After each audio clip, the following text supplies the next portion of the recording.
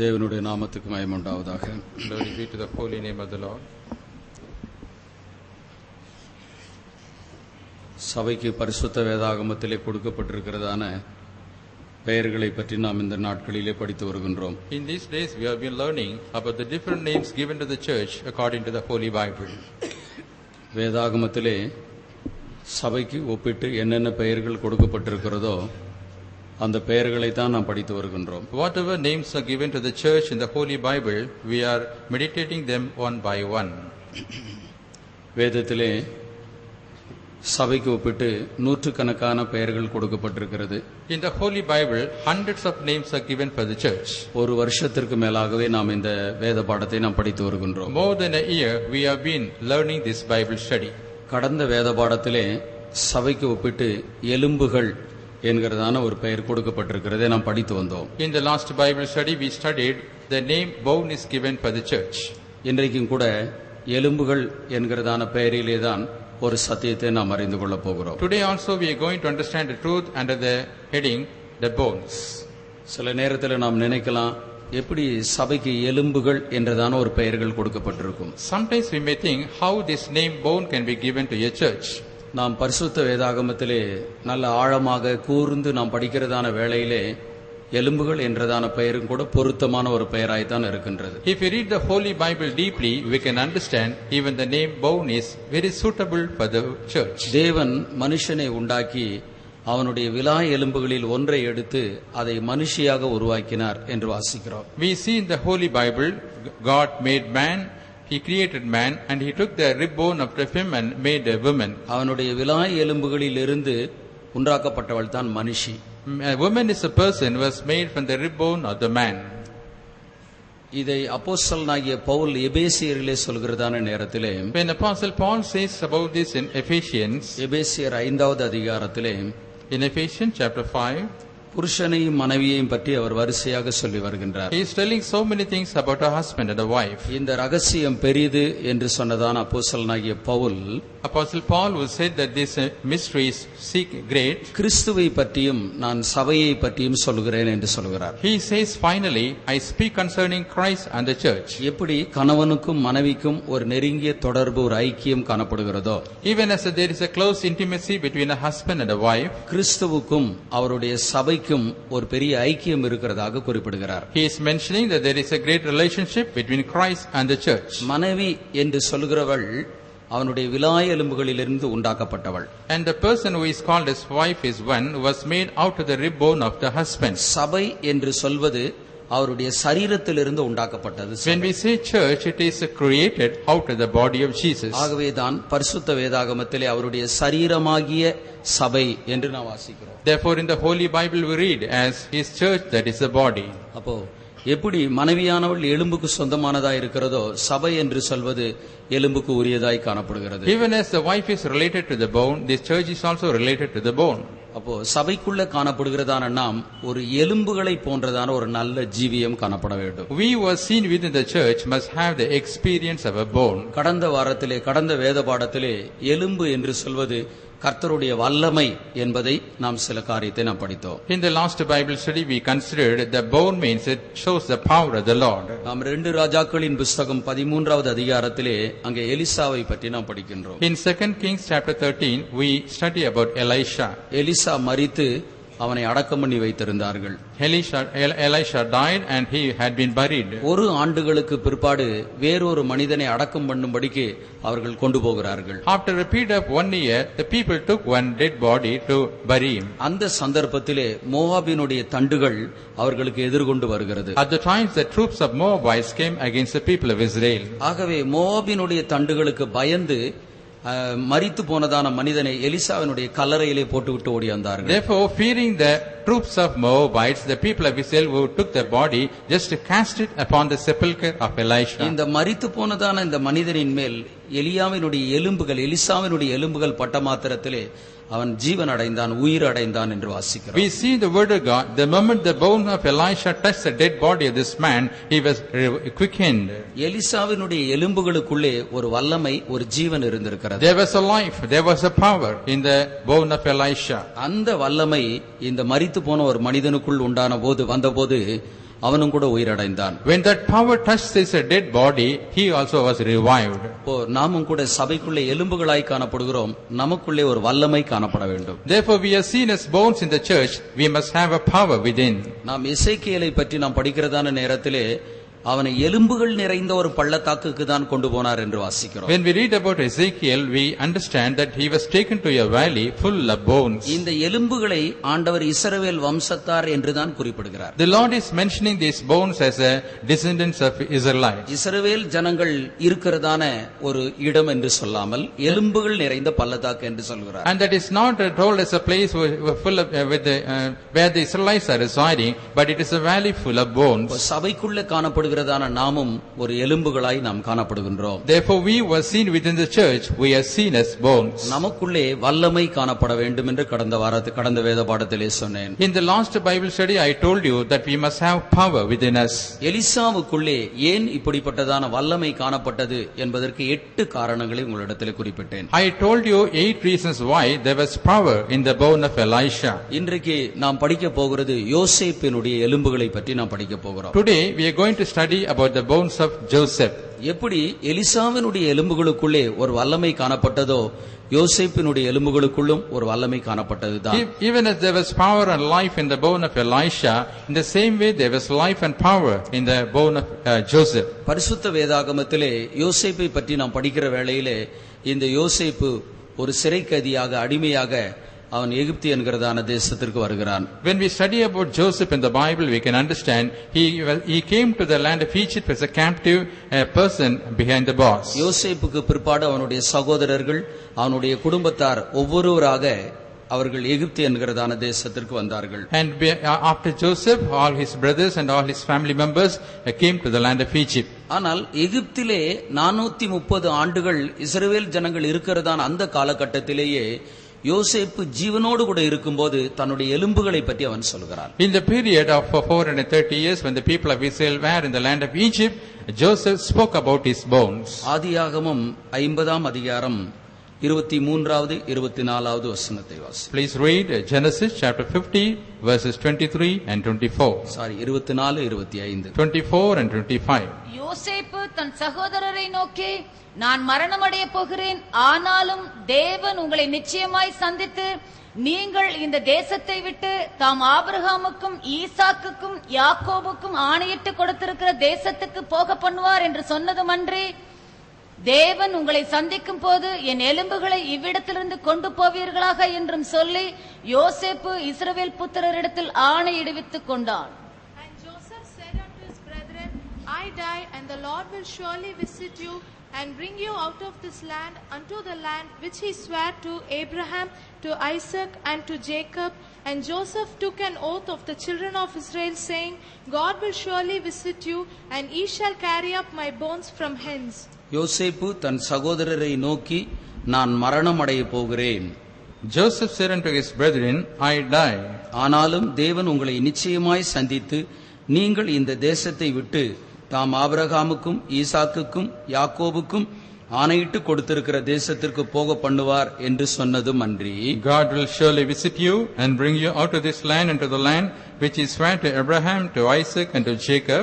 தேவன் உங்களை சந்திக்கும் போது என் எலும்புகளை இவ்விடத்திலிருந்து கொண்டு போவீர்களாக என்று ஆணையிடுவித்துக் கொண்டான். And Joseph took an oath of the children of Israel, saying, God will surely visit you, and he shall carry up my bones from hence. யோசேப்பு உயிரோடு இருக்கிறதான காலத்திலேயே தன்னுடைய ஜனங்களை பார்த்து அவன் சொல்கிறான், நீங்க இந்த இடத்தை விட்டு போகிறதான நேரத்திலே என்னுடைய எலும்புகளையும் கூட கொண்டு போக வேண்டும் என்று சொல்கின்றார். When Joseph was alive, he said unto the people of Israel, saying, when you move from this place, you have to carry up my bones. 26வது வசனத்தை நான் வாசிக்கிறதான வேளையிலே 110 வயது உள்ளவனாய் இருந்து அவன் மரித்து போனான், அவனை ஒரு பெட்டியிலே வைத்தார்கள் என்று நான் வாசிக்கின்றோம். In verse 26 we read, Joseph died being 110 years old, and they embalmed him, and he was put in a coffin in Egypt. இஸ்ரவேல் ஜனங்கள் எகிப்திலிருந்து அவர்கள் புறப்படுகிறதான காலத்திலே கானானை நோக்கி செல்கிறதான வேளையிலே மோசே யோசேப்பினுடைய எலும்புகளை கொண்டு போனதாக நாம் யாத்திராகம புத்தகம் 13ஆம் அதிகாரம் 19வது வசனத்திலே வாசிக்கிறோம். In Exodus chapter 13 verse 19 we read,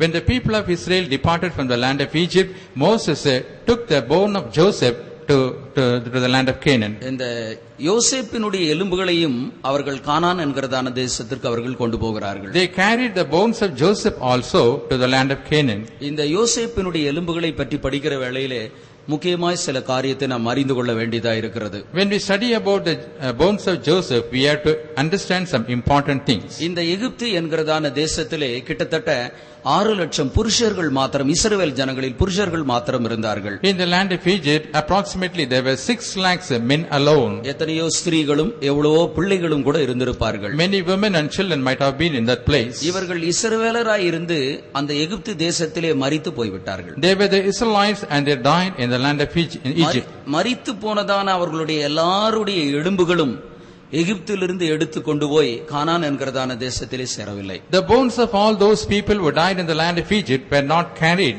to the land of Canaan. மற்ற இஸ்ரவேல் ஜனங்களும் தங்களுடைய எலும்புகளை பற்றி, தங்களுடைய சரீரத்தை பற்றி அவர்கள் ஒன்றும் சொல்லவும் இல்லை. The other Israelites also did not speak about their bones or about their body.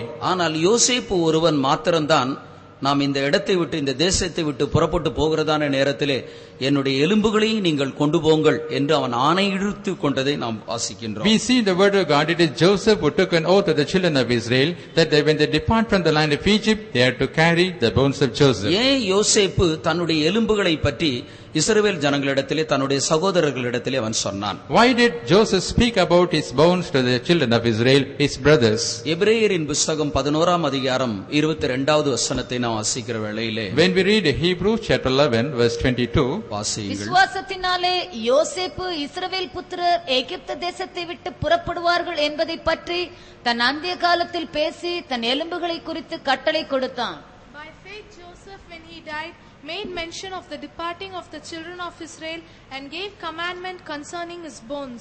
இந்த எபிரேய புத்தகத்திலே யோசேப்புக்கு இருந்ததான ஒரு விசுவாசத்தை பற்றி நாம் படிக்கிறோம். in the book of Hebrews we study about the faith of Joseph. தன்னுடைய அந்திய காலத்திலே இஸ்ரவேல் புத்திரர் எகிப்தை விட்டு புறப்பட்டு அவர்கள் கானான் என்கிறதான தேசத்துக்கு போவார்கள் என்கிறதான ஒரு விசுவாசம் இருந்ததாக நாம் படிக்கின்றோம். In the end of his life he had a faith concerning the people of Israel that they would depart out of the land of Egypt and go to the land of Canaan. இஸ்ரவேல் ஜனங்கள் எகிப்திலிருந்து கானான் என்கிறதான ஒரு சுதந்திரமான, ஒரு வாக்குத்தத்தமான ஒரு தேசத்திற்கு போவார்கள் என்கிற ஒரு நம்பிக்கை, ஒரு விசுவாசம் அவனுக்குள் இருந்தபடியினால் தன்னுடைய எலும்புகளையும் கூட அவன் கொண்டு போகும்படிக்கு சொன்னான். As Joseph had a faith and a hope concerning the people of Israel that they will depart out of the land of Egypt and go to the independent land that is a promised land of Canaan, he made an oath with the children of Israel to carry his bones. இந்த யோசேப்பு தன்னுடைய கண்களால் கானான் என்கிறதான தேசத்தை அவன் பார்க்காவிட்டாலும் கூட அவனுக்குள்ளே ஒரு விசுவாசம் இருந்தது.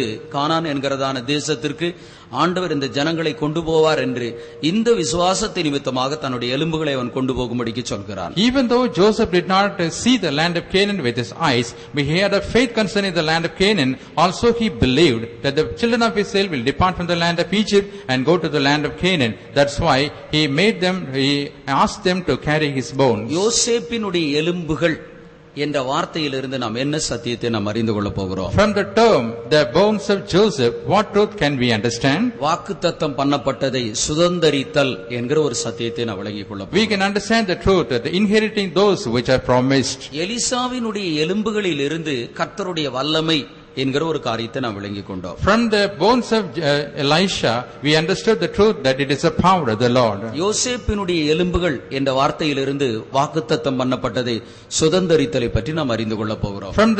From the word that is the bones of Joseph we understand the truth that is we are going to inherit that which is promised. இஸ்ரவேல் ஜனங்கள் கானானை நோக்கி சென்றவர்கள் எல்லாருமே அந்த வாக்குத்தத்தம் பண்ணப்பட்டதான தேசத்தை அவர்களால் சுதந்தரிக்க முடியவில்லை. All the people who journeyed towards the land of Canaan could not inherit the land of Canaan. ஆனால் யோசேப்போ எகிப்து தேசத்திலேயே மரித்து விட்டாலும் அவனுடைய எலும்புகள் வாக்குத்தத்தம் பண்ணப்பட்டதான தேசத்திற்கு போய் சேர்ந்தது. Even though Joseph died in the land of Egypt itself, his bones were taken to the land of Canaan, that is promised land. அருமையானவர்களே, ஆண்டவர் நமக்கும் கூட ஒரு வாக்குத்தத்தம் பண்ணப்பட்டதான ஒரு தேசத்தை வைத்திருக்கிறார். Beloved, the Lord has kept a promised land even to us. அந்த வாக்குத்தத்தம் பண்ணப்பட்டதான தேசத்தை நாம் எப்படி சுதந்தரித்துக் கொள்வது? How can we inherit that promised land? ஆண்டவர் நமக்கு வைத்திருக்கிறதான வாக்குத்தத்தம் பண்ணப்பட்ட தேசம் என்று சொல்வது பரலோக ராஜ்யம். It is the kingdom of God which is a promised land.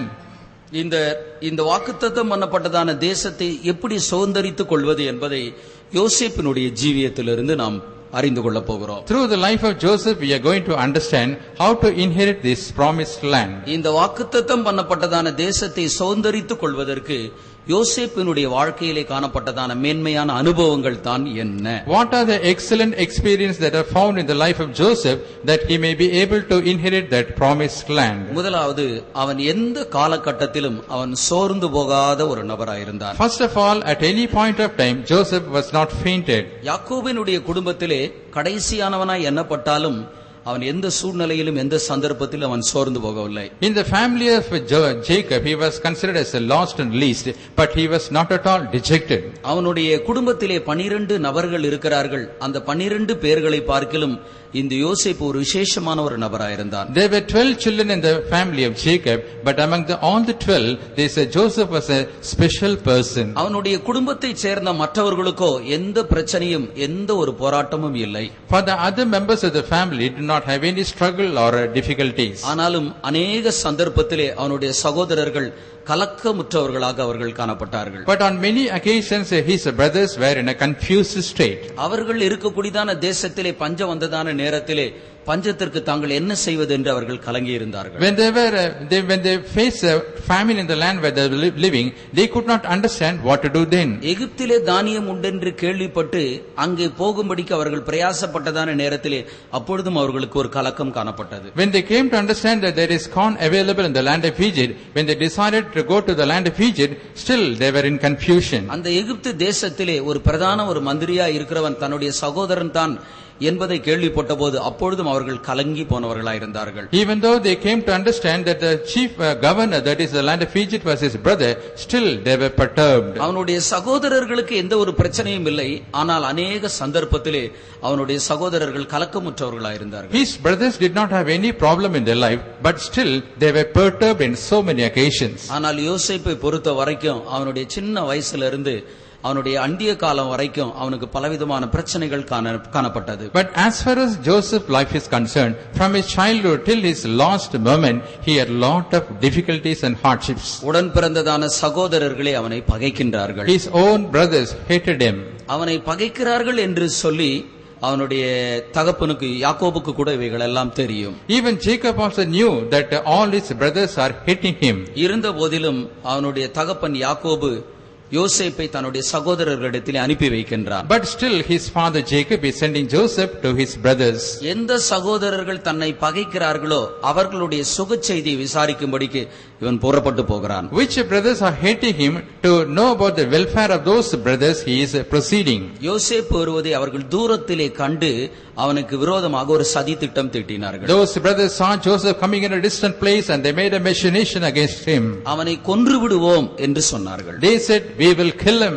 அப்போ அவனை கொல்லக்கூடியதான அளவிலே அவர்களுடைய இருதயத்திலே அவன் மீது ஒரு நல்ல ஒரு வெறுப்பு காணப்பட்டது. And they had an aversion toward Joseph so that they may go to the extent of killing him. யோசேப்பு தற்காலிகமாக பாதுகாக்கப்பட்டு அவன் ஒரு குழியிலே போடப்படுகிறான். Joseph was preserved temporarily and he was cast in a pit. அதற்கு பிற்பாடு குழியில் இருந்து அவன் தூக்கப்பட்டு மீதியானியரிடத்திலே விற்கப்படுகிறான். Thereafter he was lifted up from the pit and he was sold to a Midianite. இந்த யோசேப்பு மீதியானியரிடத்திலே பணத்திற்காக 20 வெள்ளிக்கு அவன் விற்கப்பட்டான். This Joseph was sold for 20 silver coins to the Midianites.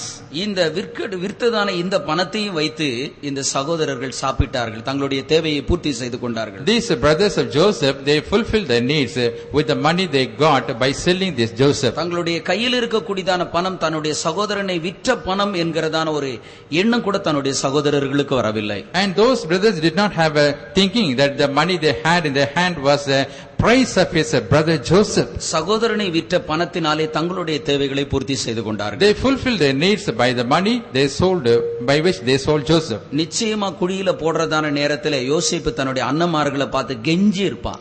Surely when they put him in the pit, Joseph would have pleaded with his brothers. ஏன்னா தன்னுடைய வாழ்க்கைக்கு தனக்கு என்ன ஏற்படும் அப்படின்னு அறிந்து கொள்ளக்கூடிய ஒரு அறிவு படைத்தவன் தான் யோசேப்பு. And Joseph was a person who had a forethought that what would happen in his life in future. அவருடைய சகோதரர்கள் நினைத்தார்கள் இவனை குழியில தூக்கி போட்டா வாழ்க்கை முடிஞ்சு போச்சு அப்படின்னு நினைச்சாங்க. His brothers thought, suppose if we cast him into the pit, his life will come to an end. அவன் பட்டினியாய் இருந்து மரித்து போய் விடுவான் என்று தான் நினைத்தார்கள். They thought that he will hunger, he will starve and die finally. ஆனால் தேவனோ அவனை குறித்து ஒரு மேலான ஒரு நோக்கத்தை வைத்திருந்தார். But God had a great plan concerning him. அவனை மீதியானியரிடத்திலே விற்றார்கள். They sold him to the Midianites. மீதியானியர் எகிப்தில் இருக்கிறதான போத்திபாரிடத்திலே அவன் விற்று போட்டான். The Midianites sold him to Potiphar, who was in the land of Egypt. சரியாய் சொல்ல போனால் மீதியானியர் இன்னும் லாபத்திற்கு தான் போத்திபாரிடத்திலே விற்றார். If we say correctly, these Midianites would have sold him for a more price. அவனுடைய வாழ்க்கையிலே பிரச்சனையின் மேல் பிரச்சனை வந்தாலும், Even though so many problems came one by one in his life, யோசேப்பு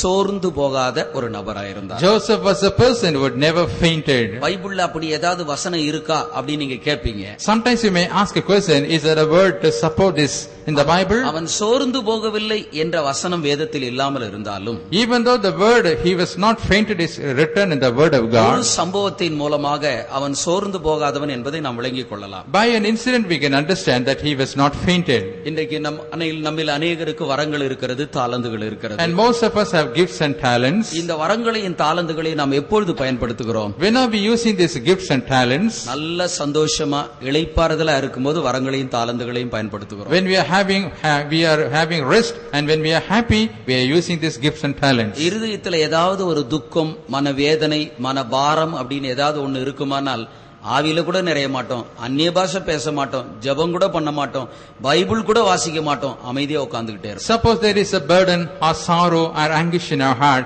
we will not read the word of God, we will never pray, we will not do anything else. ஆனால் யோசேப்பை அவனை சிறைச்சாலையிலே கொண்டு போய் போட்டார்கள். But the people cast him behind the bars. ஒரு தவறான ஒரு குற்றச்சாட்டு அவன் மீது சுமத்தப்பட்டு அவனை சிறைச்சாலையிலே கொண்டு போய் போட்டார்கள். He was falsely accused and he was put behind the bars. அவனுடைய அந்த சிறைச்சாலையிலே மற்ற இருவரும் கூட காணப்படுகிறார்கள். And the other two men also were with him in the prison. அவர்கள் இருவரும் சொப்பனத்தை கண்டார்கள். Both of them saw dreams. அந்த சொப்பனத்திற்கு ஏற்றதான ஒரு அர்த்தத்தை அவன் சொல்கின்றான். He explained the meaning of the dreams that they saw. அதுவும் கூட அவனிடத்தில் இருக்கக்கூடியதான ஒரு தாளந்து தானே. And that is also a talent which was with Joseph. என்ன அநியாயமா கொண்டு போய் சிறைச்சாலையில போட்டுட்டாங்க அப்படின்னு சொல்லி அங்க உட்கார்ந்து துக்கப்பட்டுட்டு இல்ல. He did not feel bad thinking that without any reason I was cast in the prison. தன்னுடைய வாழ்க்கையிலே நேரிடுகிறதான எல்லா காரியத்திற்கும் ஒரு தெய்வத்தினுடைய திட்டம், ஒரு நோக்கம் இருக்கிறது என்பதை அவன் தீர்மானமாக விளங்கிக் கொண்டான். He could understand very clearly for everything happening in his life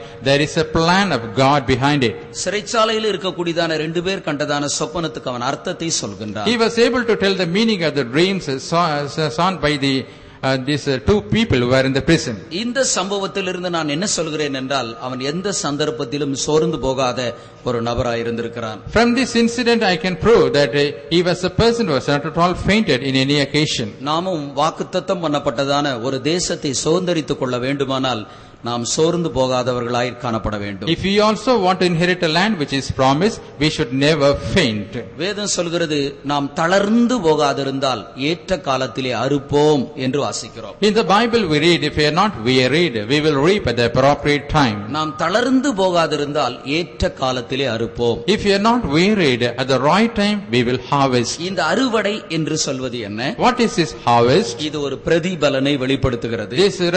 This shows a reward. நாம் சோர்ந்து போகாதிருந்தால் ஒரு பிரதிபலனை நாம் பெற்றுக்கொள்ள முடியும். If you are not wearied, we can receive a reward. இன்னொரு விதத்தில் அறுவடை என்று சொல்வது ஒரு முடிவை வெளிப்படுத்துகிறது. In other words, the word harvest represent, it shows an end. இந்த உலகத்திற்கு ஒரு முடிவு வந்த பிற்பாடு கர்த்தர் நம்மை தம்முடைய ராஜ்யத்திலே நம்மை கொண்டு போய் சேர்க்கின்றார். When an end comes to this world, the Lord takes us to his kingdom. எந்த ஒரு நபர் சோர்ந்து போகாமல் இருக்கிறார்களோ அவர்கள் தான் பிரதிபலனை பெற்றுக்கொள்ள முடியும். And whosoever is not fainted, he only can receive the reward. அவனவனுக்கு நான் அளிக்கும் பலன் என்னோடு கூட வருகிறது என்று நாம் வேதத்திலே வாசிக்கிறோம். In the Bible we see, my reward is coming with me to give every man according to his ability. ஆண்டவர் தரக்கூடியதான பிரதிபலனை பெற்றுக்கொள்வதற்கென்று இந்த பூமியிலே நாம் எப்படிப்பட்ட பாதையில கடந்து போனாலும் நாம சந்தோஷமா வைத்துக் கொள்வதற்கு பிரயாசப்பட வேண்டும். In whichever path we are traversing in this world, we must labor to keep us happy to receive the reward from the Lord. அதுக்காக நமக்கு பிரச்சனையே வராது, போராட்டமே வராது, கஷ்டமே வராது என்பதல்ல, எல்லாம் வரதான் செய்யும்.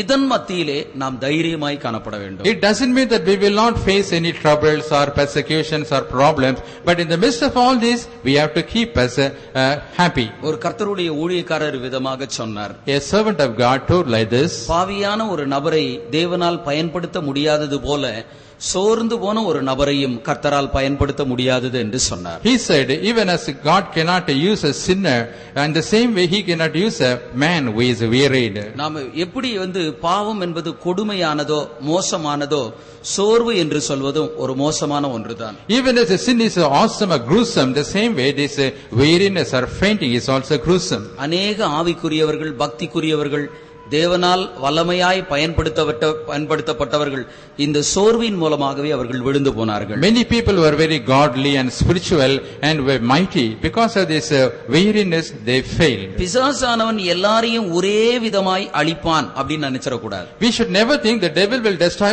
all people in a similar way. ஒரு கூட்டத்தாரை அவர்களுக்குள்ளே பாவத்தை கொண்டு வந்து ஒரு கூட்டத்தாரை அழிக்கின்றார். He will destroy one group of people by putting sin in their life. இன்னொரு கூட்டத்தாருக்குள்ளே அவிசுவாசம் சந்தேகத்தை கொண்டு வந்து அவர்களுடைய வாழ்க்கையை அழிக்கிறார். The devil will destroy one group of people by casting this doubt and unbelief in their life. பரிசுத்த வேதாகமத்திலே அநேக பக்திமான்கள் கர்த்தருக்காக பிரகாசிக்கப்பட்டவர்கள் அவர்களுடைய வாழ்க்கையெல்லாம் பற்றி நாம் படிக்கிறதான வேளையில அவருடைய ஜீவியத்தை எல்லாம் சோர்வின் மூலமாகத்தான் அழித்தார். In the Holy Bible, when we study about the history of the people who were shining for the Lord, who were mighty, who were godly, the devil destroyed those lives by giving this weary. இந்த சோர்வு என்று சொல்வது ஒரு நம்பிக்கையற்ற ஒரு உணர்வுதான். This dejection is a state where there is no hope at all. இனி என்னுடைய பிரயாசத்தினால் எதுவும் நடக்காது என்கிறதான ஒரு எண்ணம் தான். And that is a thinking that with my labor nothing will prosper. இப்படிப்பட்ட ஒரு நம்பிக்கையற்ற ஒரு உணர்வுகளை இன்றைக்கு நமக்குள்ள பிசாசு கொண்டு வந்து போடுறான். And nowadays the devil is bringing this despair state in our life. இவ்வளவு நாள் ஜெபம் பண்ணி பார்த்த என்ன நடந்துச்சு ஒண்ணுமே நடக்கல இல்லையா அப்படின்னு சொல்றான்.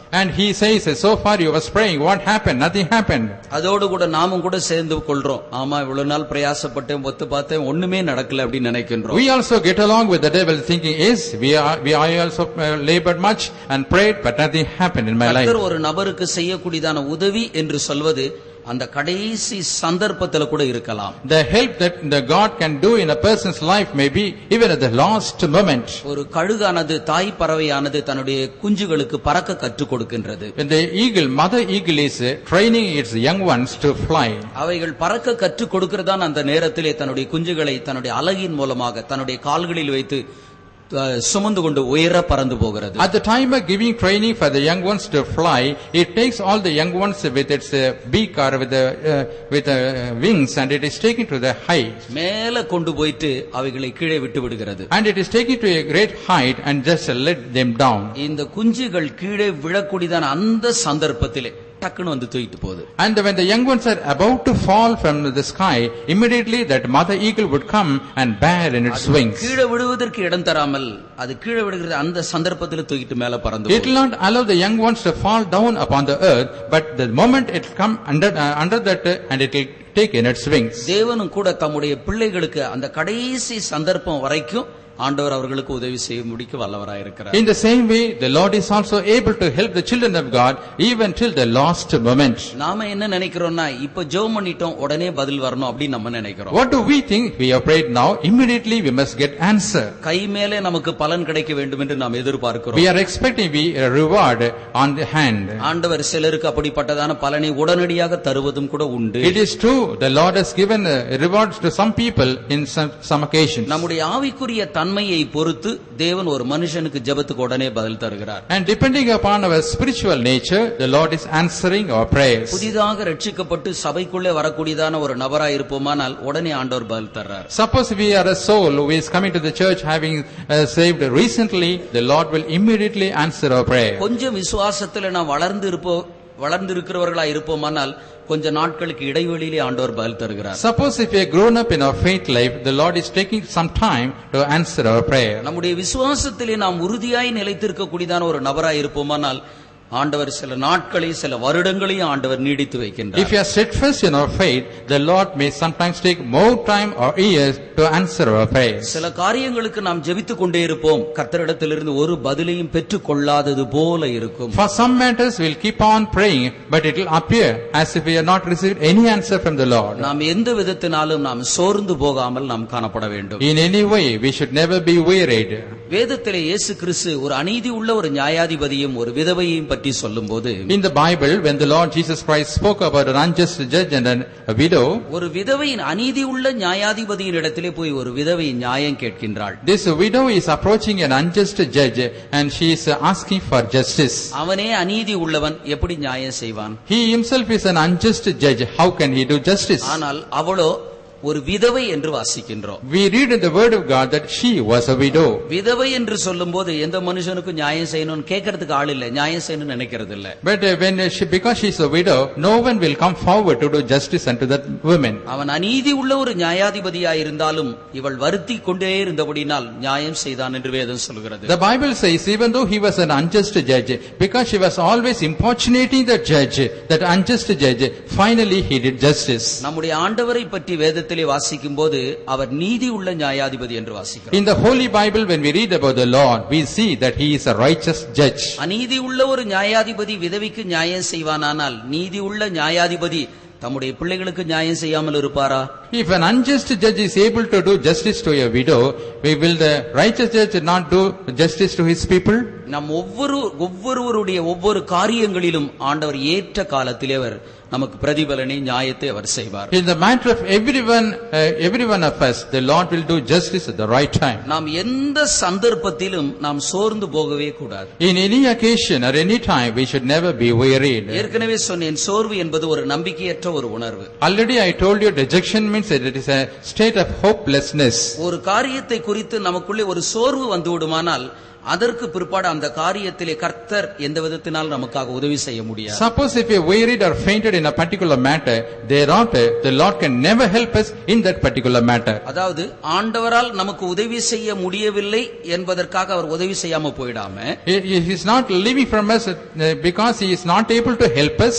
நம்முடைய சோர்வின் நிமித்தமாக தான் அவர் நமக்காக உதவி செய்யாமல் காணப்படுகின்றார். Only because of our dejection he is not able to help us. வேதத்தில் அநேக மேன்மையானவர்களை பற்றி நாம் படிக்கின்றோம். In the Holy Bible we see about so many excellent people. அவர்கள் சோர்வின் மூலமாக தேவனிடத்தில் தங்களுடைய ஜீவனை எடுத்துக்கொள்ளும்படி எல்லாம் அவர்கள் ஜெபிக்கிறார்கள். And because of weariness and dejection they pray to the Lord, Lord take away my life. இந்த சோர்வு என்று சொல்வது சாத்தானிடத்திலிருந்து வரக்கூடியதான ஒன்றாய் இருந்தாலும், Even though the dejection is coming from the quarters of Satan, இந்த சோர்வு நமக்குள்ளே வருவதற்கு நாமும் கூட சில காரணங்களாய் மாறி போய் விடுகிறோம். and we are also instrumental so that the dejection may come in our life. யோனாவின் புத்தகம் 4ஆம் அதிகாரம் 3வது வசனத்தை வாசிக்கும்போது, When we read the book of Jonah chapter 4 verse 3, இந்த யோனா கர்த்தரை நோக்கி அவன் ஒரு விண்ணப்பம் செய்கின்றான். this Jonah has made a supplication towards the Lord. நான் உயிரோடு இருக்கிறதை பார்க்கிலும் சாகிறது நலமாய் இருக்கும் என்று சொல்கிறான். He said, Lord, it is better for me to die than living. சாகிறது நலமாய் இருக்குன்னு சொல்றதுனால அவனுடைய சோர்வினுடைய உச்சகட்டத்துக்கு கடைசிக்கு வந்து விட்டான். And because he said it's better for me to die, he came to the peak of his dejection. இன்றைக்கு கூட உலகத்தில் அநேகர் தற்கொலை செய்து கொள்கிறார்கள். Today also many people are committing suicide in the world. இந்த தற்கொலை செய்வதற்கான காரணம் என்ன? What is the reason for this suicide? இனி வாழ்ந்து ஒரு பிரயோஜனமும் இல்லை என்கிற ஒரு எண்ணம். They come to a decision or thinking that there is no use of living anymore in this world. என்னுடைய காரியங்களுக்கு உதவி செய்வார் ஒருவரும் இல்லை என்கிற ஒரு எண்ணம். That is a thinking that there is no one in this world to help my problem. என்னுடைய முயற்சியினாலே எந்த பலனும் கிடைக்காது என்கிற ஒரு எண்ணம். And that is a thinking that with my labor I cannot receive anything. அப்ப இப்படிப்பட்ட ஒரு எண்ணம் வரும்போது தற்கொலை செய்யும்படிக்கு முயற்சிக்கின்றார்கள். When they have this type of thought, they are laboring to commit suicide. யோனாவும் கூட ஒரு மரணத்தை எதிர்நோக்கி சொல்கிறான், நான் உயிரோடு இருப்பதை பார்க்கிலும் சாவது நல்லது என்று சொல்கிறான். This Jonah also expecting death, he says, Lord, it is better for me to die. அவன் சோர்ந்து போனதற்கு 2 காரணங்கள் வேதத்திலிருந்து நாம் படிக்கலாம். From the Bible we can read 2 reasons why he was dejected. ஒன்று, யோனாவின் புத்தகம் 4ஆம் அதிகாரம் 8வது வசனத்தை நாம் வாசிக்கிற வேளையிலே, First, when we read the book of Jonah chapter 4 verse 8, வாசியுங்கள். சூரியன் உதித்தபோது தேவன் உஷ்ணமான கீழ்காற்றை கட்டளையிட்டார். அப்பொழுது வெயில் யோனாவுடைய தலையில் படுகிறதினால் அவன் சோர்ந்து போய் தனக்குள்ளே சாவை விரும்பி நான் உயிரோடு இருக்கிறதை பார்க்கிலும் சாகிறது நலமாயிருக்கும் என்றான். And it came to pass when the sun did arise that God prepared a vehement east wind, and the sun beat upon the head of Jonah, that he fainted and wished in himself to die, and said, It is better for me to die than to live. வெயில் அவன் மேல் பட்டதினால் நான் உயிரோடு இருப்பதை பார்க்கிலும் சாவது நல்லது என்று சொல்கிறான். And because the sun rose on him, he said, It is better for me to die than to live. அவன் மேல கொஞ்சம் வெயில் பட்டுச்சு, இந்த வெயில கூட அவனால தாங்கிக் கொள்ள முடியாதபடிக்கு சாக வேண்டும் என்று சொல்கிறான். And the sun rose on him, he could not bear this heat. That's why he says, I want to die. இந்த வெயில் என்று சொல்வது என்ன? What is this heat of the sun? இந்த வெயில் என்று சொல்வது நமக்கு வருகிறதான உபத்திரவத்தை வெளிப்படுத்துகிறது. And this heat of the sun, it shows problems that come in our life. நம்முடைய வாழ்க்கையில சில உபத்திரவங்கள், சில பாடுகள், கஷ்டங்கள் வருகிறதான நேரத்திலே ஏன் உயிரோடு இருக்கணும் அப்படின்னு நம்ம நினைக்கின்றோம். When some problems and persecutions and difficulties come in our life, we think that why should we live in this world? பொதுவாகவே மனித வாழ்க்கை என்று சொல்வது உபத்திரவம் பாடுகளும் நிறைந்ததுதான். Generally, the life of man is full of sorrows and problems and difficulties. உலகத்தான் சொல்றான், பிறக்கும் போது அழுகின்றான், இறக்கும் போதும் அழுகின்றான் சொல்றான். The worldly man says, when a child is born, it is crying. When a man is dying in this world, and that time also he cries. பெண்ணா பிறந்துச்சுன்னா கூட ஒரு பெண்ணா பிறந்து போச்சுன்னு சொல்லிட்டு ஒரு கூட்டத்தார் அழுகிறவர்கள் இருக்கிறார்கள். Suppose that the child is a female child, there are one group of people who are crying over it. ஆனா பிறந்தாலும் கூட இந்த பிள்ளை எப்படி வளர்த்து ஆளாக்க போறோமோ அப்படின்றதான ஒரு எண்ணம் காணப்படுகிறது. Suppose a male child is born, sometimes the people may cry, how can I bring up this child? ஒரு மனுஷனுடைய வாழ்க்கை என்று சொல்வதே, மனித வாழ்க்கை என்பது பாடுகள் நிறைந்ததுதான். Therefore the life of a man is full of troubles. சரியாய் சொல்ல போனால் கிறிஸ்தவ வாழ்க்கை என்று சொல்வது ஒரு முள்ளாலான ஒரு படுக்கையாய் காணப்படுகிறது. If you say correctly, the Christian life is a bed full of thorns. ஆண்டவர் நம்மை தெரிந்து கொண்டதே உபத்திரவத்தின் குகையிலிருந்து தான் ஆண்டவர் நம்மை தெரிந்து The Lord has chosen us in the furnace of affliction. அப்ப நம்முடைய வாழ்க்கையில பலவிதமான உபத்திரவங்கள் வரதான் செய்யும். Therefore so many types of afflictions would come in our life. நமக்கு வருகிறதான பாடுகளையும் உபத்திரவங்களையும் கண்டு நாம் சோர்ந்து போக கூடாது. We should never be fainted while looking at the sufferings and persecutions. உபத்திரவங்கள் என்று சொல்வது சரீரத்திலே வருகிறதான பாடுகள் மாத்திரமல்ல. And the persecutions means is not the sufferings that come in our body. நமக்கு வருகிறதான நிந்தைகள் ஒரு உபத்திரவங்களாய் இருக்கும். The reproaches that come in our life are the persecutions. அக்காலத்தில் இருக்கக்கூடியதான அப்போஸ்தலர்கள் சரீரத்திலே பாடுபட்டார்கள், அது அவர்களுக்கு உபத்திரவமாய் இருந்தது. The apostles who lived in those period, they endured sufferings in their body. இக்காலத்தில் இருக்கக்கூடியதான நமக்கு சரீரத்திலே இப்படிப்பட்ட உபத்திரவங்கள் இல்லாவிட்டாலும், We were living in this period, we do not have that much suffering in our body. நாம் மனத அளவிலே பலவிதமான உபத்திரவங்களை நாம் சகிக்க வேண்டியதா இருக்கு. In our mind we are enduring a lot of sufferings. நம்முடைய கற்பனைக்கு எட்டாத ஒரு நாம் யோசிக்காத சில காரியத்தையும் கூட நம்ம மீது சொல்கின்றார்கள். And the things which we do not imagine at all, the people falsely accuse us. இப்படிப்பட்ட காரியத்தை நம்மால ஏற்றுக்கொள்ள கூட மனது வருகிறதில்லை. And we are not at all ready to accept these things. எனக்கும் இந்த காரியத்திற்கும் எந்த சம்பந்தமும் இல்லை, என்னை இப்படி பிணைத்து பேசுகிறார்கள் என்று வேதனைப்படுகின்றோம். We are feeling sorry, thinking I am not at all connected with this matter, but still they forge a lie. நாம் ஒவ்வொருவரும் நிந்தித்து துன்பமான காரியங்களை நாம் சகித்துக் கொள்ள வேண்டியதா இருக்கிறது. We are being reviled and we have to bear such reproachable things. இப்படிப்பட்ட பிரச்சனையின் நேரத்தில் நமக்கு பல நிந்தைகள் வந்தாலும் அவமானங்கள் வந்தாலும் நம்ம நல்ல உறுதியா நாம் தைரியமாய் காணப்பட வேண்டும். In this occasion, if so many reproaches and shame may come upon us, but we must be bold enough and we must be confident. அப்போஸ்தலனாகிய பவுல் அதிகமான உபத்திரவத்தை சகித்ததான ஒரு நபர்தான். And the Paul apostle was a person who endured a lot of sufferings. யூதர்களால் 40ற்கு 1 குறைய 5 தரம் அடிபட்டேன் என்று சொல்கின்றார். He says he was beaten 5 times,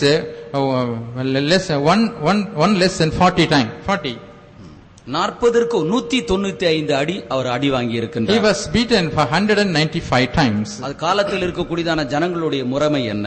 What was the custom of the people who lived in those days? ஒரு குற்றவாளியை சாட்டையினால் எடுத்து அடிக்க அவர்கள் துவங்குவார்களானால், If they start to strike a person with a whip, scourge, 39 அடிகள் அடித்து விட்டுதான் அவர்கள் நிறுத்துவார்கள். only after beating him 39 times they will stop.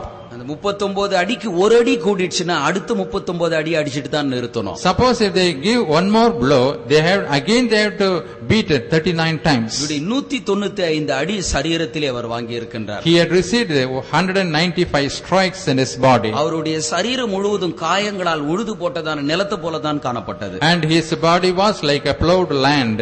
ஆனாலும் இந்த உபத்திரவத்தை கண்டு ஆண்டவரே ஏன் எனக்கு இப்படிப்பட்டதான உபத்திரவத்தை தந்தீர் அப்படின்லாம் அவர் சொல்லவே இல்லை. But seeing this affliction, he never questioned the Lord, Lord, why did you give this affliction in my life? அந்த உபத்திரவத்தை எண்ணி அவர் மிகவும் சந்தோஷத்தான் அடைந்தார். Thinking that affliction, he was very happy. இதற்கு என்ன காரணம்? What is the reason for this? இந்த படுகிறதான உபத்திரவங்கள் பாடுகள் இது பிற்காலத்திலே ஒரு பிரதிபலனாய் மாறுகிறது என்கிறதான ஒரு எண்ணம் இருந்தது. He had a thinking that all the sufferings he undergo will become his reward in future. எபேசியரின் புத்தகம் 3ஆம் அதிகாரம் 13வது வசனத்தை வாசிக்கும்போது, When we read Ephesians chapter 3 verse 13, வாசியுங்கள். ஆகையால் உங்கள் நிமித்தம் நான் அனுபவிக்கிற உபத்திரவங்களினால் நீங்கள் சோர்ந்து போகாதிருக்க வேண்டிக் கொள்கிறேன், அவைகள் உங்களுக்கு மகிமையாய் இருக்கிறதே. Wherefore I desire that ye faint not at my tribulations for you, which is your glory. இந்த இடத்துல சொல்றாரு, இந்த வசனத்தை தயவு செய்து கொஞ்சம் கவனியுங்கள். please listen this verse. உங்கள் நிமித்தம் நான் அனுபவிக்கிற உபத்திரவங்களில் நீங்கள் சோர்ந்து போகாதிருக்கும்படிக்கு வேண்டிக் கொள்கிறேன் சொல்றார். Wherefore I desire that ye faint not at my tribulations for you, which is your glory. ஜனங்களின் நிமித்தம், சபையாரி நிமித்தம் பவுல் உபத்திரவத்தை அனுபவிக்கிறார். For the sake of the people, for the sake of the church, Saint Paul is undergoing the sufferings. நான் உபத்திரவத்தை அனுபவிக்கிறதுனால நீங்கள் சோர்ந்து போக வேண்டாம் என்று ஜனங்களை பார்த்து சொல்றார். He is looking at the people and say, because I endure the sufferings, you need not be fainted. அதாவது நீங்க அடிக்கப்பட வேண்டிய இடத்துல நான் அடிபட்டுட்டு இருக்கிறேன். That is, in the place where you are to be beaten, I am being beaten. உங்களுக்கு நல்லாவே தெரியுது நான் தான் அடிக்கப்பட வேண்டும், ஆனால் அடிக்கப்படுவது வேறொரு அடிக்கப்பட்டு கொண்டிருக்கிறார். You know very well that it is you who want to be smitten, but somebody else is being smitten on behalf of you. Pavul சொல்றார், உங்கள் நிமித்தம் நான் அனுபவிக்கிற பாடுகளில், நான் அனுபவிக்கிற உபத்திரவத்தில் நீங்கள் சோர்ந்து போகாதிருக்கும்படிக்கு வேண்டிக் கொள்கிறேன். I beseech that you should not be fainted in the sufferings I undergo because of you. நமக்காக அவர் அடிக்கப்படுகிறாரே அப்படின்ற ஒரு சோர்வு வரக்கூடாது. You should not be fainted thinking, oh, he is beaten for our sakes. ஏன் பவுல் இப்படி சொல்கின்றார்? Why does Saint Paul say like this? இது உங்களுக்கு மகிமையாய் இருக்கும் என்று சொல்கின்றார். He says it will be your glory. அப்போஸ்தலனாகி அனுபவிக்கக்கூடிய பவுல் அனுபவிக்கக்கூடியதான பாடுகள் ஜனங்களுக்கு அனுபவமாய் மகிமையாய் மாற்றப்படுகிறது.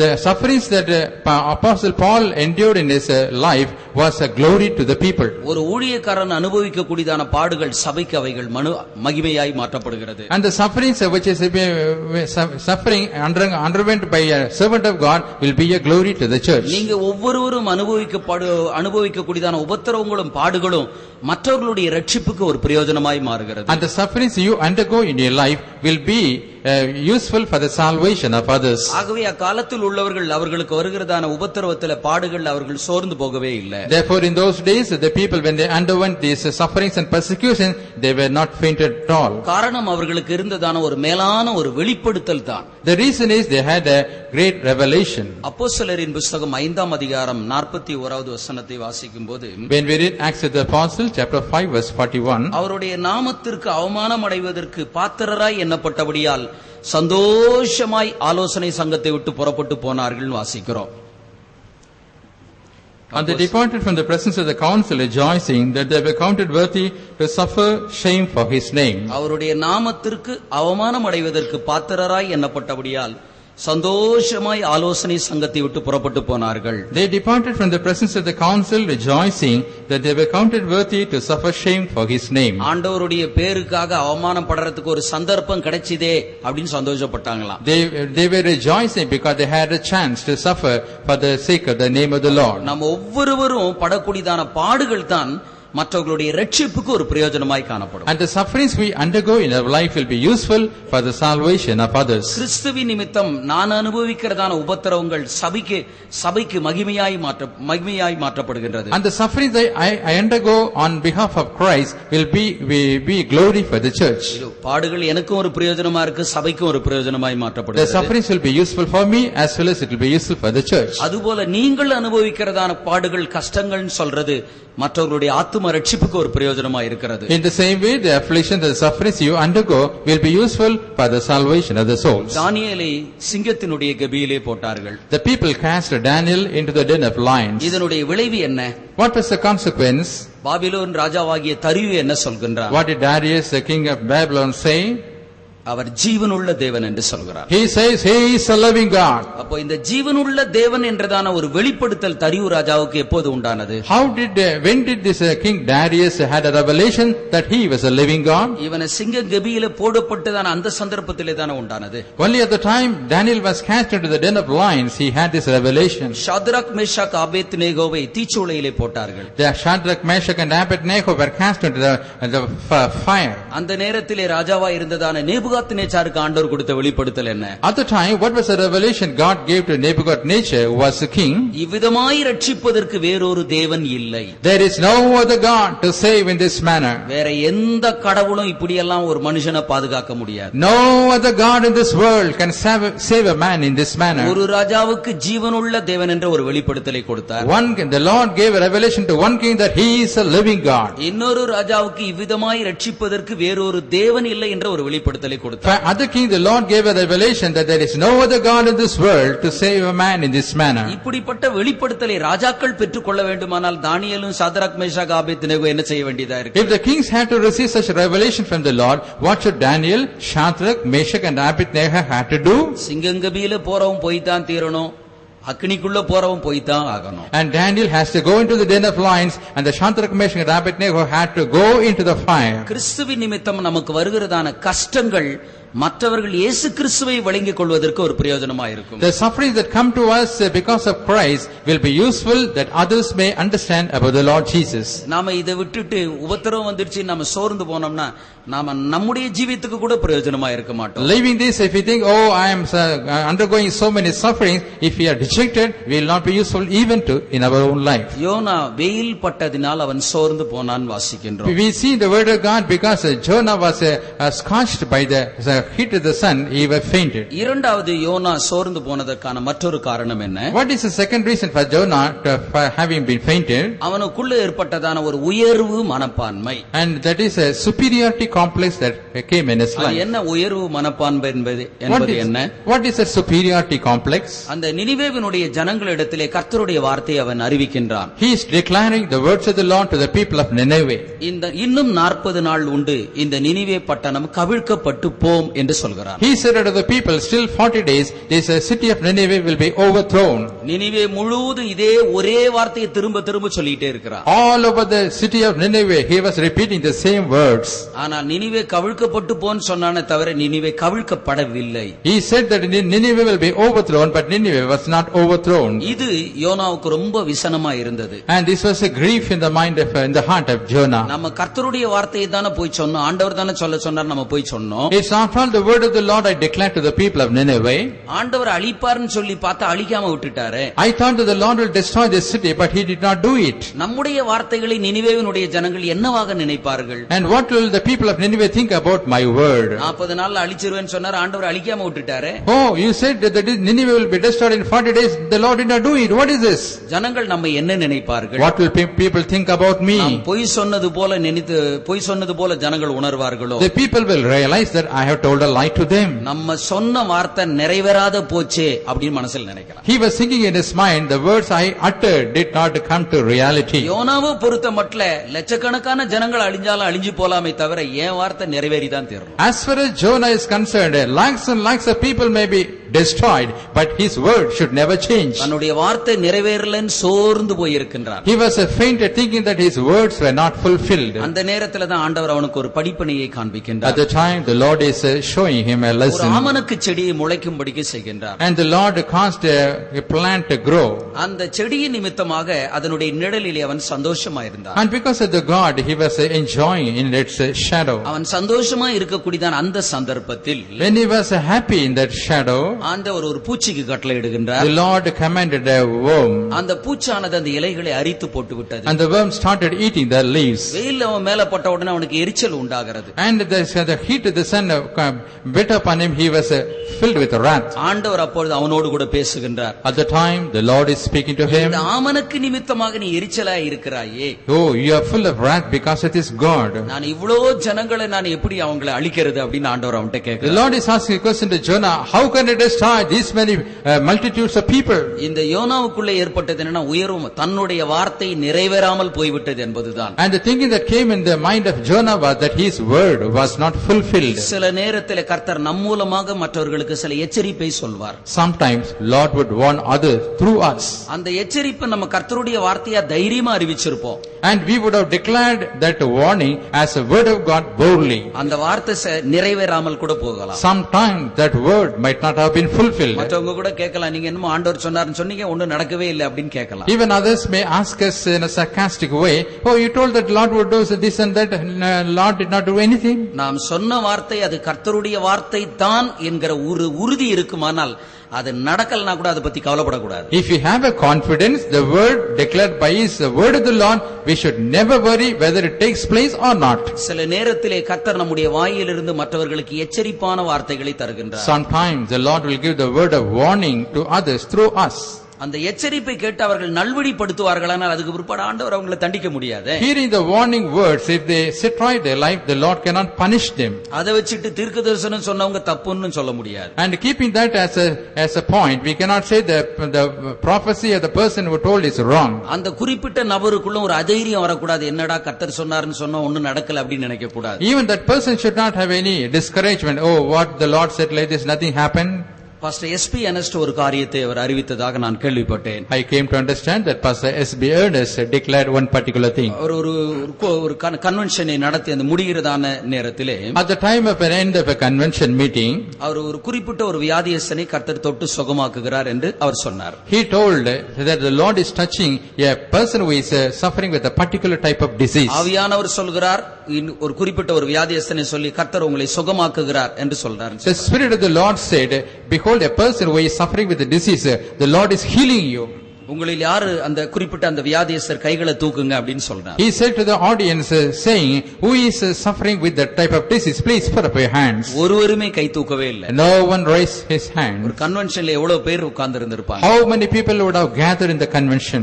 ஆனால் இவர் கர்த்தருடைய வார்த்தை ஆண்டவர் சொன்னார், உன்னை சுகமாக்கிட்டார், நீ கை தூக்கு அப்படின்றார். He said, he told the words of the Lord, saying, the Lord has healed you, you put up your hand. ஆனால் ஒருவரும் கை தூக்கல. No one came forward to raise their hands. இவர் அதை பத்தி கவலைப்படலை, இது கர்த்தருடைய வார்த்தைன்னு அமைதியா இருந்துட்டார். He least bothered about it. He was thinking that it is after all the word of the Lord. ஒரு கூட்டத்தை முடிச்சிட்டு தன்னுடைய ரூமுக்கு போயிட்டார். Soon after the meeting, he entered into his room. அவரோடு கூட நெருங்கி பழகுறவர்கள் இப்படி கேட்டார்களாம். And the people were very close to Pastor S.B. Ernest, asked him. இவ்வளோ ஜனங்கள் உட்கார்ந்திருந்தார்களே. So many people were seated in the convention. Chief பாஸ்டரா இருக்கீங்க. You are the deputy chief pastor of this mission. கர்த்தர் சுகமாக்குனார் சொன்ன யாருமே கை தூக்கலையே. You said the Lord has healed you. No one came forward to lift up his hand. இது உங்களுக்கு கஷ்டமா தெரியலையா அப்படின்னு சொல்லி அவரை கேட்டாங்க. They asked him, don't you feel it bad?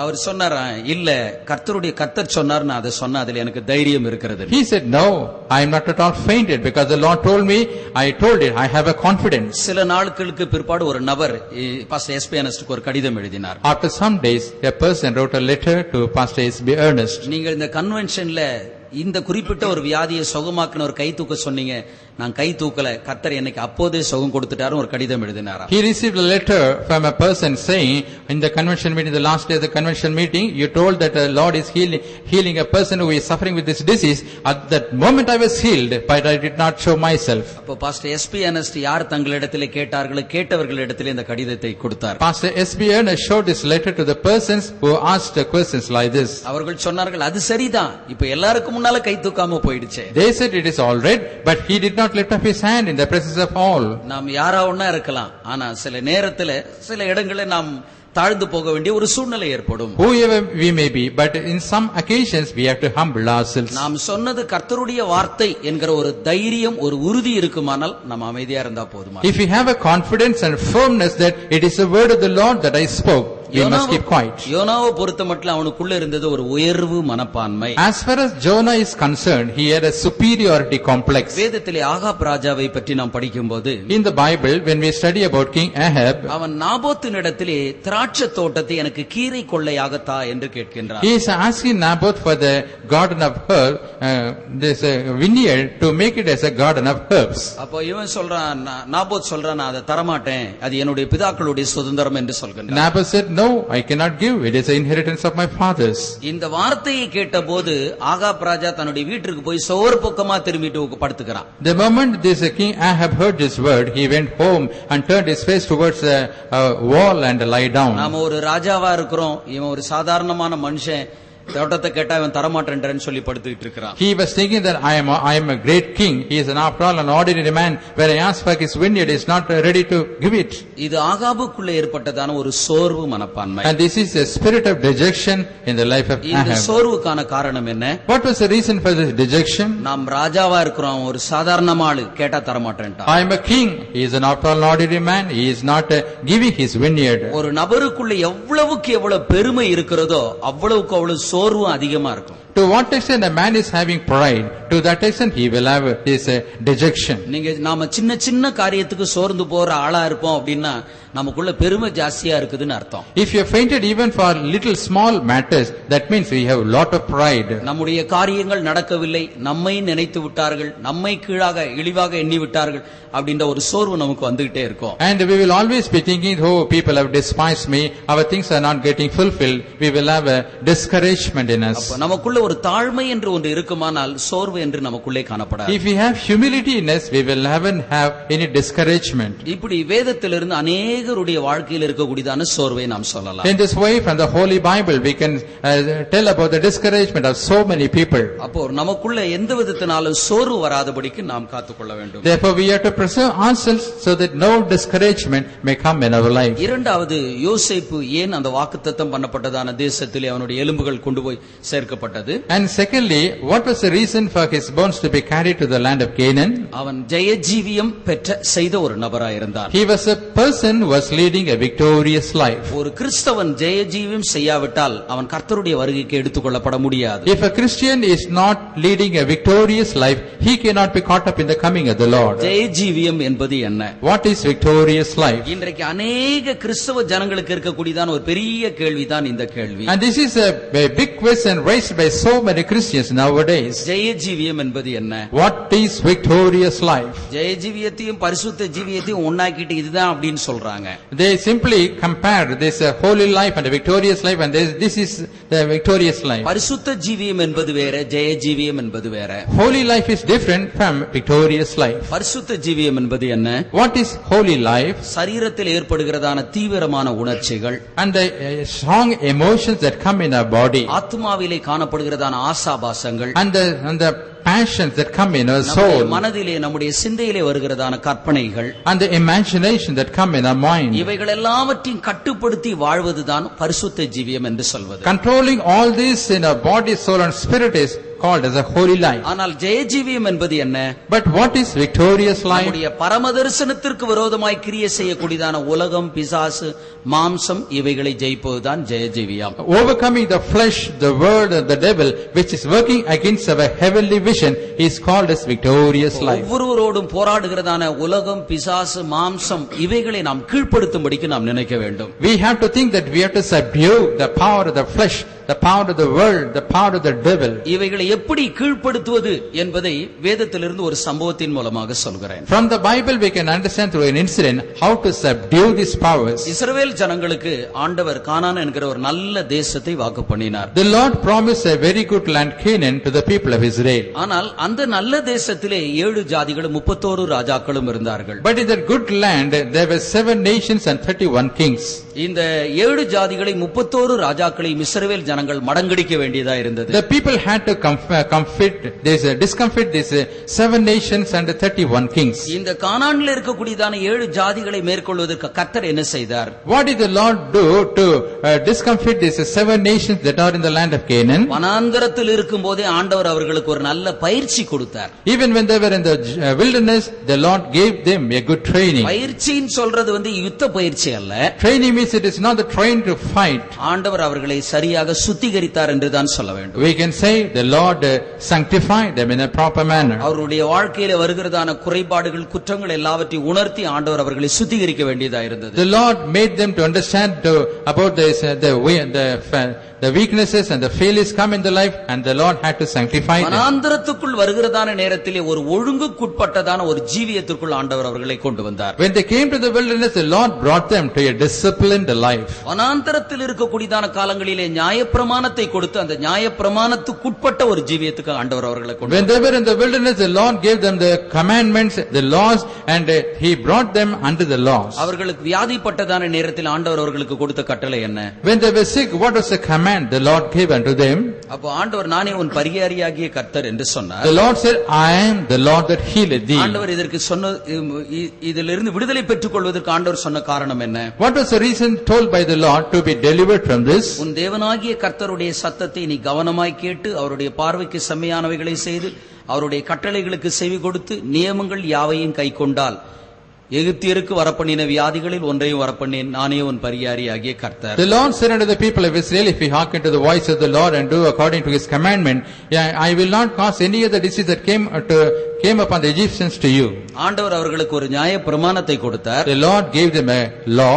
இந்த நியாயப்பிரமாணம் கட்டளைகளாக பிரமாணங்களாக காணப்பட்டது. This law was seen as commandments and precepts. இவைகளுக்கு நீ கீழ்ப்படிந்து நடக்கும்போது உனக்கு வியாதி வராதுன்னு சொன்னார். He said, when you obey these commandments, you will not fall sick. அப்போ கானானில் இருக்கக்கூடியதான ஜாதிகளை எப்படி மடங்கடிப்பது? And how to discomfit the nations who are in the land of Canaan? தேவனால் அவர்களுக்கு கற்பிக்கப்பட்டதான சகலவிதமான கட்டளைகளின்படி அவர்கள் ஜீவிக்கும்போது அவர்களை மேற்கொள்ளலாம். When they live according to all the statutes and the commandments that the Lord had given unto them, they can overcome them. அருமையானவர்களே, நாமும் கூட இந்த ஜெய ஜீவியத்தை எப்படி நாம் செய்ய முடியும்? Beloved, how can we lead a victorious life? கிறிஸ்தவ வாழ்க்கை என்று சொல்வது ஒரு ஒழுங்குக்குட்பட்ட ஒரு வாழ்க்கை. Christian life is a disciplined life. ஒரு வரையறைக்குட்பட்டதான ஒரு வாழ்க்கை. This Christian life is a life with the limitations. இந்த ஒழுங்குக்குட்பட்ட ஒரு வாழ்க்கைக்குள் நாம் செல்லும்போது இந்த ஜெய ஜீவியம் என்பது சாத்தியமான ஒன்று. When we go through this controlled the life with limitations, this victorious life is very much possible. இன்னொரு விதத்திலே சொல்ல போனால் வேத வசனத்தின்படி நாம் ஜீவிக்கிறதான வேளையிலே ஜெய ஜீவியம் என்பது சாத்தியமானதா இருக்கிறது. In other words, if we say if we live according to the words of the Lord, this victorious life is very much possible. மூன்றாவது யோசேப்புக்குள்ளே காணப்பட்டதான மூன்றாவது நல்ல காரியங்கள். Thirdly, what is the third excellent quality that was in the life of Joseph? அவன் நம்பிக்கை உடையவனாய் இருந்தான். He was a man having hope. அவனுக்குள்ளே காணப்பட்டதான நம்பிக்கை என்ன? What was the hope that was in him?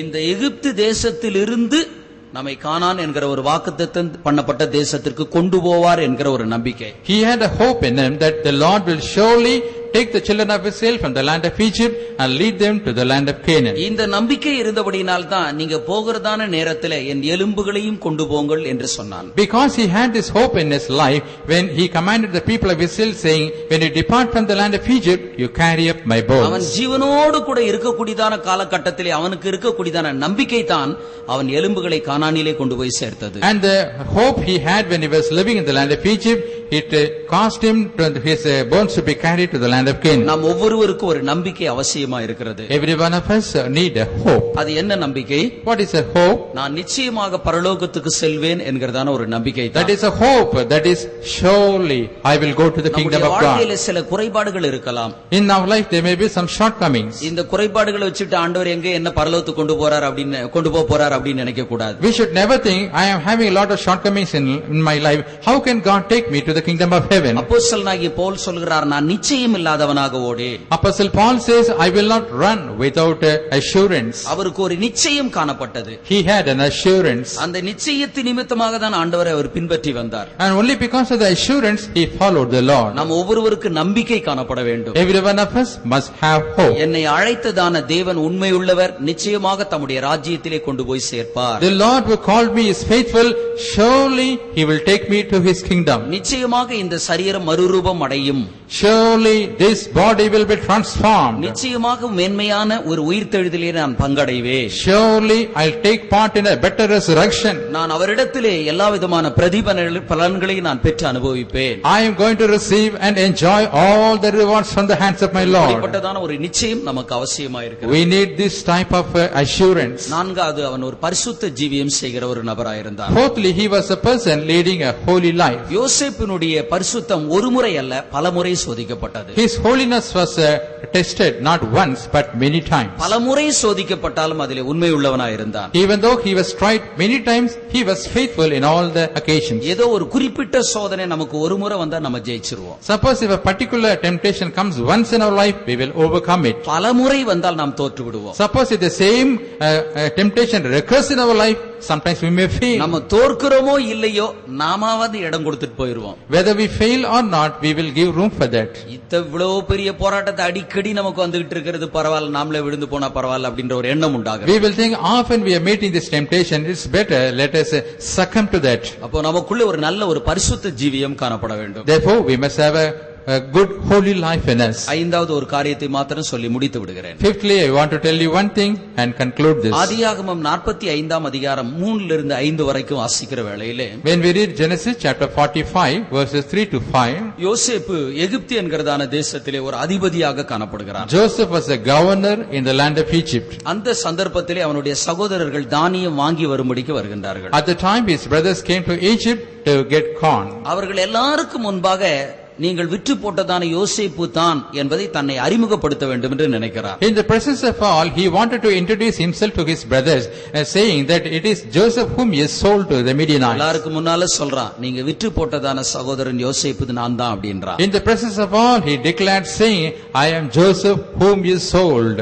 நான் யோசேப்பு அப்படின்னு ஒரு வார்த்தையை சொல்கிறதான நேரத்திலே அவர்கள் எல்லாரும் கலக்கமுற்றவர்களாய் இருந்தார்கள். The moment he said, I am Joseph, all of them were troubled. இந்த கலக்கத்திற்கான காரணம் என்ன? What was the reason for this trouble? அன்னைக்கு நம்ம அவனுக்கு உபத்திரவத்தை கொடுத்தோம், இன்னைக்கு இவன் என்ன பண்ண போறானோ தெரியலையே. On that day we troubled him, we do not know what he will do unto us. அந்த சந்தர்ப்பத்தில் சொல்றான், நீங்கள் பயப்பட வேண்டாம். At the time he said, no, you need not fear. உங்களுக்கு ஜீவரட்சணியத்தை ஏற்படுத்தும்படிக்கு ஆண்டவர் என்னை முன்கூட்டியே இந்த இடத்துக்கு அனுப்பி வச்சிருக்கிறார். The Lord has already sent me to this place so that there may be, you may have the salvation of souls. நான் உங்களை பாதுகாப்பேன் என்று சொல்கின்றார். He says, I will preserve you. இது இவனுக்குள்ள ஏற்படுகிறதான ஒரு மன்னிக்க கூடியதான ஒரு சுபாவம். And it shows his forgiving nature. நாமும் கூட வாக்குத்தத்தம் பண்ணப்பட்ட ஒரு தேசத்தை சுதந்தரிப்பதற்கு மன்னிக்க கூடிய ஒரு சுபாவம் காணப்பட வேண்டும். We must also have a forgiving nature that we may be able to inherit that promised land. இந்த யோசேப்புக்குள்ள இப்படிப்பட்டதான காரியங்கள் இருந்தபடியினால் தான் அவன் மரித்தாலும் அவனுடைய எலும்புகள் கானானிலே கொண்டு போகப்பட்டது. Because Joseph had his excellent qualities in his life, even though he died, his bones went to the promised land. அருமையானவர்களே, நாமும் இப்படிப்பட்டதான ஒரு நல்ல ஜீவியத்தை செய்வோமாக. Beloved, let us also do a good life. கர்த்தர் நம்மை ஆசீர்வதிப்பார். May the Lord bless us. எல்லாரும் ஸ்தோத்திரம் பண்ணுங்க. ஸ்தோத்திரம் ஸ்தோத்திரம் ஸ்தோத்திரம் ஸ்தோத்திரம் ஸ்தோத்திரம் ஸ்தோத்திரம் ஸ்தோத்திரம் ஸ்தோத்திரம் ஸ்தோத்திரம் ஸ்தோத்திரம் ஸ்தோத்திரம் ஸ்தோத்திரம் ஸ்தோத்திரம் ஸ்தோத்திரம் ஸ்தோத்திரம். இந்த வேத பாடத்திற்கு கர்த்தர் நம்ம எல்லாரையும் கூட்டி சேர்த்தாருக்கா ஸ்தோத்திரம் பண்ணுங்க. ஸ்தோத்திரம் ஸ்தோத்திரம் ஸ்தோத்திரம் ஸ்தோத்திரம் ஸ்தோத்திரம். இன்றைய நாளிலும் நமக்கு என்ன தேவையோ தேவையான எல்லாவற்றையும் ஆண்டவர் தந்தாருக்கா ஸ்தோத்திரம் பண்ணுங்க.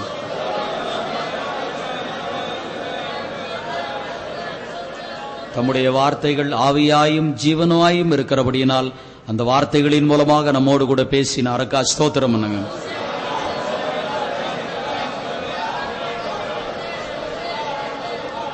பிதா குமாரன் பரிசுத்த ஆவியாகிய தேவனை ஸ்தோத்திரம் பண்ணுவோம். சகல கன மகிமை துதி எல்லாவற்றையும் அவருக்கே செலுத்தி ஸ்தோத்திரம் பண்ணுங்க. കർത്താവേ, നല്ല യേശുവേ, നല്ല വിളയ്ക്കായ സ്തോത്രം. മലവേളയിൽ നമ്മുടെ സമൂഹത്തിൽ ഞങ്ങൾ ഒന്ന് ചേർന്നും പാടവും തുതിക്കും നമ്മുടെ വചനങ്ങളെ ധ്യാനിക്കും നിർത്തുന്ന കൃപയ്ക്കായ സ്തോത്രം.